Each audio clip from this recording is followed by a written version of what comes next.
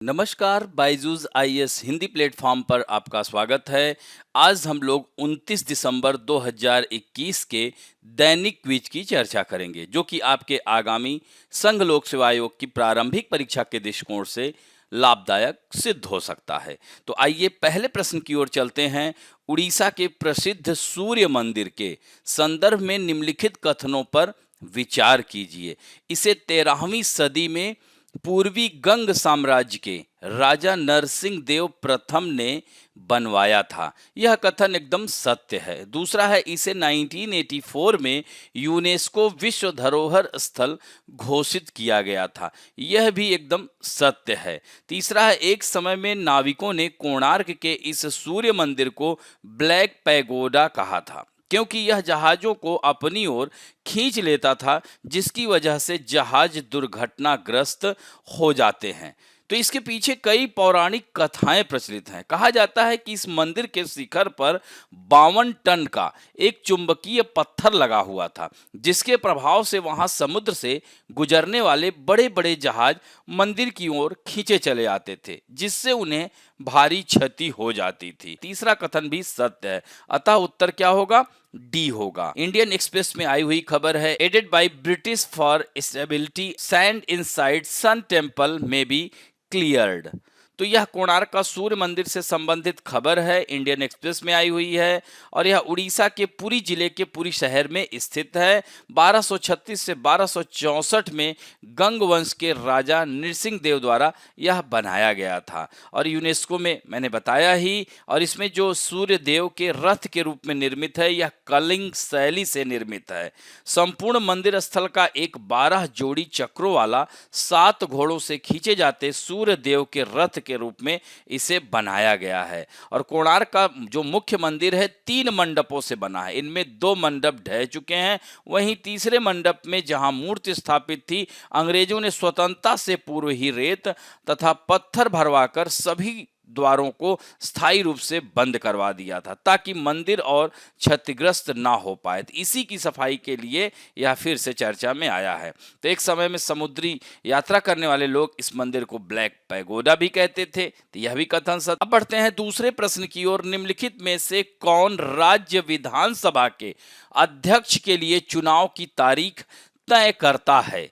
राज्यपाल, अध्यक्ष, मुख्यमंत्री, राज्य चुनाव आयोग? तो इसमें उत्तर होगा राज्यपाल। तो राज्यों का जितना भी वह राज्यपाल के अंतर्गत किया जाता है कार्य।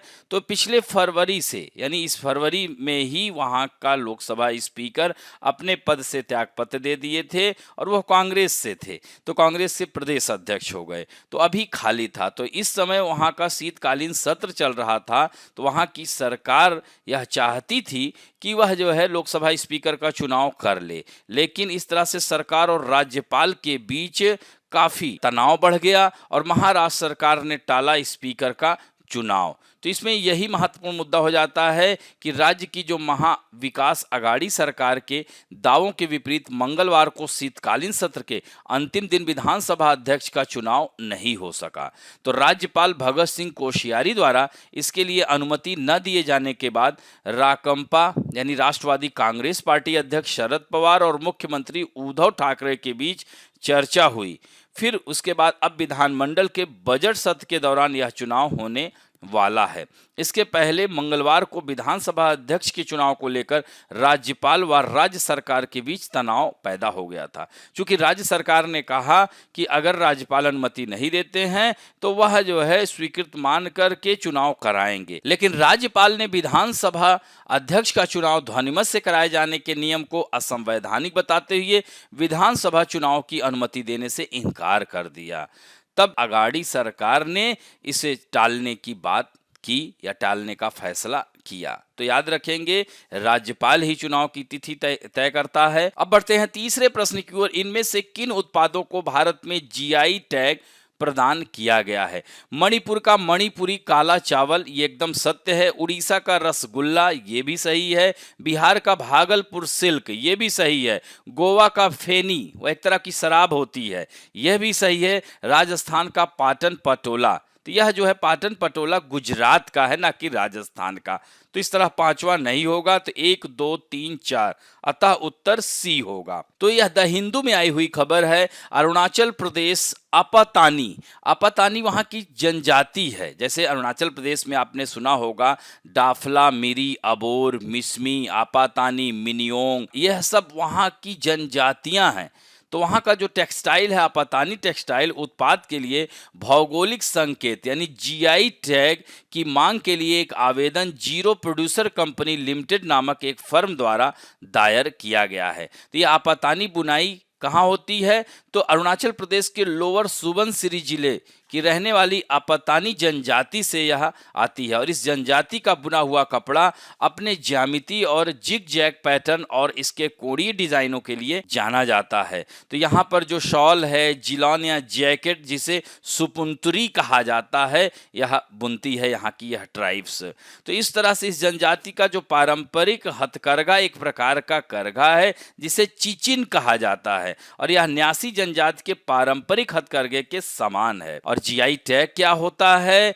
तो यह वर्ल्ड इंटेलेक्चुअल प्रॉपर्टी ऑर्गेनाइजेशन के मुताबिक जियोग्राफिकल इंडिकेशन टैग एक प्रकार का लेबल है जिसमें किसी प्रोडक्ट्स को विशेष भौगोलिक पहचान दी जाती है, और ऐसा प्रोडक्ट जिसकी विशेषता या फिर प्रतिष्ठा मुख्य रूप से प्रकृति और मानवीय कारकों पर निर्भर करती है। तो भारत में संसद की तरफ से 1999 में रजिस्ट्रेशन एंड प्रोटेक्शन एक्ट के तहत ज्योग्राफिकल इंडिकेशन ऑफ गुड्स लागू किया गया था, और इस आधार पर भारत के किसी भी क्षेत्र में पाई जाने वाली विशिष्ट वस्तु की कानूनी अधिकार उस राज्य को दे दिया जाता है। तो यह टैग किसी खास भौगोलिक परिस्थिति में पाई जाने वाली या फिर तैयार की जाने वाली वस्तुओं के दूसरे स्थान पर गैर कानूनी प्रयोग को रोकता है। तो किसे मिलता है ये जीआई टैग? तो जीआई टैग से पहले किसी भी सामान की गुणवत्ता, उसकी क्वालिटी और पैदावार की अच्छे से जांच की जाती है। यह तय किया जाता है कि उस खास वस्तु की सबसे अधिक और ओरिजिनल पैदावार निर्धारित राज्य की है। इसके साथ ही यह भी तय किया जाता है कि भौगोलिक स्थिति का उसके उत्पादन में कितना योगदान है। कई बार किसी खास वस्तु का उत्पादन एक विशेष स्थान पर ही संभव हो पाता है। इसके लिए वहां की जलवायु से लेकर आखिरी स्वरूप देने वाले कारीगरों तक का बहुत योगदान होता है। जीआई टैग से लाभ क्या है? तो यह जीआई टैग प्राप्त उत्पादों की नकल को रोकता है, इसलिए भारत में भौगोलिक संकेतकों को कानूनी संरक्षण प्रदान करता है। यह टैग अच्छी गुणवत्ता वाले उत्पादों को दिया जाता है ताकि ग्राहकों की संतुष्टि बढ़े, और उत्पादों की अच्छी गुणवत्ता उत्पादकों के लिए अंतर्राष्ट्रीय बाजार के द्वार भी यह खोलता है। उत्पादकों के राजस्व में वृद्धि और इस क्षेत्र में रोजगार सृजन होता है। भारत में कौन देता है जीआई टैग? तो भारत में वाणिज्य मंत्रालय के तहत आने वाले department of industry promotion and internal trade की तरफ से जीआई टैग दिया जाता है, और इसको हासिल करने के लिए चेन्नई स्थित जीआई डेटाबेस में अप्लाई करना पड़ता है, और इसके अधिकार व्यक्तियों, उत्पादकों और संस्थाओं को दिए जा सकते हैं। एक बार रजिस्ट्री हो जाने के बाद 10 सालों तक यह टैग मान्य होते हैं। इसके बाद फिर इसे रिन्यू कराया जा सकता है, और पहला जीआई टैग 2004 में दार्जिलिंग टी को मिला था। अब बढ़ते हैं चौथे प्रश्न की ओर। भारतीय सांस्कृतिक संबंध परिषद के संदर्भ में दिए गए कथनों में से कौन सा सही नहीं है? तो इसमें दिया है यह भारत सरकार का एक स्वायत्त संगठन है, सही है, जो अन्य देशों और वहां के लोगों के साथ सांस्कृतिक आदान प्रदान के माध्यम से भारत के बाह्य सांस्कृतिक संबंधों में महत्वपूर्ण भूमिका निभाता है। एकदम सत्य है कथन, लेकिन यहाँ पर लेकिन हमको देखना है कि कौन सा सही नहीं है। फिर दूसरा, इसकी स्थापना वर्ष 1950 में स्वतंत्र भारत के पहले संस्कृति मंत्री मौलाना अबुल कलाम आजाद ने किया था। तो यहाँ पर यह कथन सही नहीं है। हालांकि इसकी स्थापना मौलाना अबुल कलाम आजाद ने ही की थी, लेकिन वह संस्कृति मंत्री नहीं थे, वह पहले शिक्षा मंत्री थे। इसे भारतीय मिशनों केंद्र द्वारा 2015 से विदेशों में अंतर्राष्ट्रीय योग दिवस के उत्सव को सुविधाजनक बनाने की जिम्मेदारी सौंपी गई है। यह भी सही है। भारतीय सांस्कृतिक संबंध परिषद ने कई पुरस्कारों की स्थापना की है जो विदेशी नागरिकों को विभिन्न क्षेत्रों में उनके योगदान के लिए प्रदान किए जाते हैं, जैसे विशिष्ट एंडोलॉजिस्ट पुरस्कार और गिसेला बॉन पुरस्कार। तो यह इसमें जो है बी सही नहीं होगा। अब बढ़ते हैं, तो इस तरह से इससे संबंधित जो खबर आई है वह इंडियन एक्सप्रेस में, play Indian music in aircraft and airport से सिविल एविएशन मिनिस्ट्री, यानी नागरिक उड्डयन मंत्रालय का कहना है कि फ्लाइट और एयरपोर्ट पर भी अब सुनाई देगा भारतीय म्यूजिक। तो देश के नागरिक उड्डयन मंत्री ज्योतिरादित्य सिंधिया ने एयरलाइन कंपनियों को फ्लाइट के साथ साथ एयरपोर्ट पर भारतीय संगीत बजाने की सलाह दी है। तो भारतीय सांस्कृतिक संबंध परिषद की ओर से ज्ञापन सौंपे जाने के बाद नागरिक उड्डयन मंत्री ने इसकी सलाह दी है। तो दुनिया भर में अधिकांश एयरलाइनों में उस देश का सर्वोत्कृष्ट संगीत बजता है, जैसे अमेरिकी एयरलाइंस में जैज या ऑस्ट्रियन एयरलाइन में मोजार्ट और मध्य पूर्व की एयरलाइन में अरब संगीत बजता है, लेकिन भारतीय एयरलाइंस में शायद ही कभी संगीत बजता है। आइए थोड़ा सा देखते हैं भारतीय सांस्कृतिक संबंध परिषद के बारे में। तो भारतीय सांस्कृतिक संबंध परिषद की स्थापना 9 अप्रैल 1950 को भारत के प्रथम शिक्षा मंत्री, उसमें संस्कृति मंत्री लिखा था, शिक्षा मंत्री मौलाना अबुल कलाम आजाद द्वारा की गई थी। इसका हेडक्वार्टर दिल्ली में है। यह एक स्वायत्त संगठन है और इसका उद्देश्य है कि भारत के अन्य देशों के साथ सांस्कृतिक संबंधों से संबंधित नीतियों एवं कार्यक्रमों के निर्माण तथा कार्यान्वयन में सक्रिय रूप से भाग लेना, भारत एवं अन्य देशों के बीच सांस्कृतिक संबंधों तथा आपसी समझ को और बढ़ावा देना, विभिन्न देशों एवं नागरिकों के बीच सांस्कृतिक आदान प्रदान करना। भारतीय सांस्कृतिक संबंध परिषद सांस्कृतिक कूटनीति के माध्यम से भारत की विदेश नीति को एक आधार प्रदान करती है और वर्तमान में भारतीय सांस्कृतिक संबंध परिषद विश्व भर में 36 से अधिक केंद्र का संचालन कर रही है। अब बढ़ते हैं संघ लोक सेवा आयोग में आए हुए प्रश्न की ओर। 2019 में आया हुआ है, निम्नलिखित में से किसका किनका मापन आकलन करने के लिए सैटेलाइट इमेज सुदूर संवेदी आंकड़ों का इस्तेमाल किया जाता है। किसी विशेष स्थान की वनस्पति में पर्याहरित का अंश, दूसरा है किसी विशेष स्थान के धान के खेतों से हरित गृह गैसों का उत्सर्जन, किसी विशेष स्थान का भूपृष्ठ तापमान।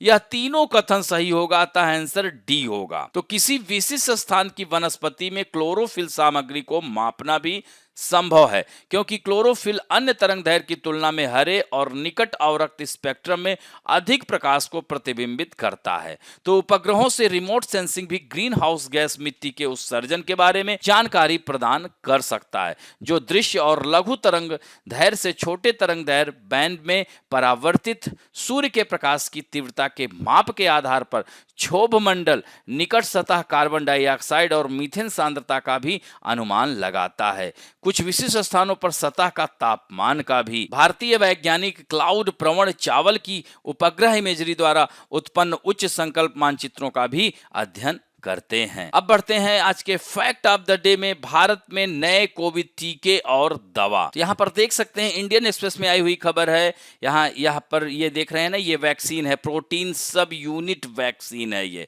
इसका नाम है कार्बेवैक्स और दूसरी है कोवावैक्स, ये ध्यान रखेंगे। और यह जो ओरल ड्रग्स है इसका नाम है मोलनुपिरवीर है इसका नाम, ध्यान रखेंगे। तो इसी पर आधारित है आज का फैक्ट ऑफ द डे। तो Corbevax protein subunit vaccine है। इसे हैदराबाद स्थित बायोलॉजिकल ई द्वारा निर्मित, जिसका अर्थ है कि पूरे वायरस के बजाय यह प्रतिरक्षा प्रतिक्रिया को ट्रिगर करने के लिए इसके टुकड़ों का उपयोग करता है। इस मामले में सब यूनिट वैक्सीन में एक हानि रहित एस प्रोटीन होता है और एक बार जब प्रतिरक्षा प्रणाली प्रोटीन को पहचान लेती है तो यह वास्तविक संक्रमण से लड़ने के लिए एंटीबॉडी का उत्पादन करती है जब ऐसा होता है। और वायरस के एंटीजेनिक भागों को Texas children hospital centre for vaccine development द्वारा विकसित किया गया है और BCM boiler college of medicine venture से इसे लाइसेंस प्राप्त है। तो यह बायोलॉजिकल ई प्रति माह 75 मिलियन खुराक पर उत्पादन शुरू करने की योजना बना रहा है और फरवरी से प्रति माह 100+ मिलियन खुराक तक पहुंचने का अनुमान है। और इसकी प्रभावकारिता, तो जैविक ई ने पूरे भारत में 33 अध्ययन स्थलों 3000 से अधिक विषयों पर तीसरे चरण के परीक्षण पूरे कर लिए हैं।